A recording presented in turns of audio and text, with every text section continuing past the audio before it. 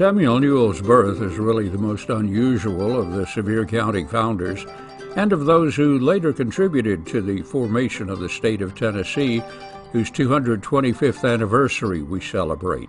Samuel Newell's birth occurred on the Atlantic Ocean while his family from Northern Ireland were traveling to begin a new life in Frederick County, Virginia. Young Newell's family thrived in their adopted homeland in spite of the fact that the French were agitating the Indian tribes, trying to convince them to make war against the British and colonial settlers. By 1763, the British and the French had reached a solution and signed the Treaty of Paris. Meanwhile, young Newell's knowledge of his surroundings and his formal education was excellent. He graduated from the Augusta Academy in the Valley of Virginia. It later became Washington and Lee University.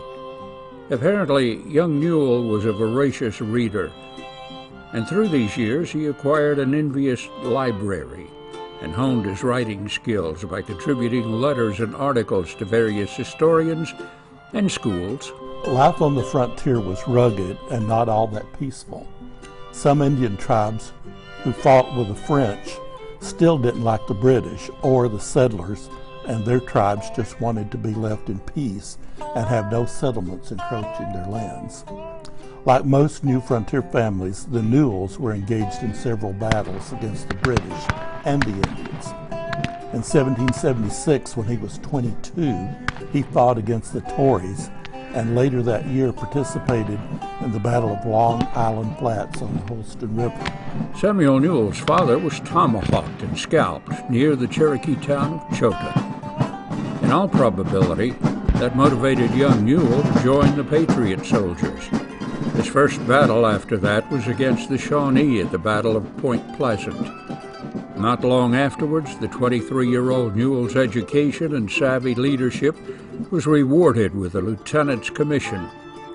It was signed by Super Patriot Patrick Henry, the governor of Virginia. 3 years later, while under command of Colonel William Campbell, Newell responded to the call to join other frontiersmen to cross the mountains and meet the British head-on. They did. At Kings Mountain, where Newell once again demonstrated his bravery as a fighter, the young lieutenant was shot through the left thigh and groin. He tore off a piece of his shirt tail, pushed it into the wound to stop the flow of blood, looked around for another horse, and got right back into the battle.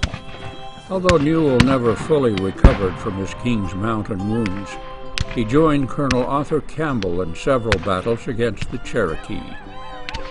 It was during one of these times that Newell decided to move into what's now Sevier County. He built Newell's Station at the headwaters of Boyd's Creek. When he was 28, he married Jane Montgomery, a first cousin of Sam Houston, who many of you may recall became the governor of Tennessee and then moved on to become the President of the Republic of Texas. Newell was described by those who knew him as fearless and bold. He was very active in promoting the state of Franklin. He and John Clack, the son of Spencer Clack, were Sevier County's representatives to the state of Franklin, which held its first county court at Newell's Station with Samuel as chairman. That's also the place where the state of Franklin faded away, and that was when the people of the French Broad and Holston regions drew up their Articles of Association. That was at Newell's Station, 1789. One more thing. 7 years later, however, Newell was a delegate from Sevier County to the convention to draft the Tennessee State Constitution. Later, he represented Sevier County in the first Tennessee legislature. On our next vignette, celebrating those Sevier Countians who helped advance the cause of Tennessee statehood, we'll celebrate the fascinating life of Joshua Gist. If you'd like to know more about your relationship to any of these VIPs or other folks who've lived over the years here in Sevier County, we're at your service. We have a lot of material that can help you. Hope to see you soon on the third floor of the King Family Library in the Maples History Center.